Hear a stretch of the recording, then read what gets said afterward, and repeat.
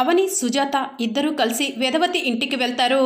అప్పుడు సుజాత అవనితో, అవని ఈవిడ పూజ గదిలోకి వెళ్ళలేకపోతుందని చెప్పి నువ్వు కూడా పూజ గదిలోకి వెళ్ళలేవనుకుంటున్నారు వీళ్ళంతా, వెళ్ళి చూపించు అని సుజాత అవనికి చెప్తూ ఉంటుంది. ఇక అవని పూజా మందిరం దగ్గరకు వెళ్ళి అమ్మవారికి నమస్కారం చేసుకుని కంగారు పడుతూ పూజా మందిరంలో అడుగు పెడుతుంది. ఇక అమ్మవారికి నమస్కారం చేసుకొని అమ్మవారి ముందు దీపం పెట్టి పూజ గదిలో నుంచి బయటికి వస్తుంది. అది చూసి అర్చన సంతోషపడుతూ ఉంటే కుటుంబ సభ్యులంతా కూడా షాక్లో ఉంటారు. ఇక అప్పుడు అవని పూజా మందిరం నుంచి బయటకు వచ్చి వేదవతి దగ్గరకు వెళ్ళి ఎప్పటికైనా పంతాలు పట్టింపులు వదిలేసేయండి అని చెప్పి చెప్తూ ఉంటుంది.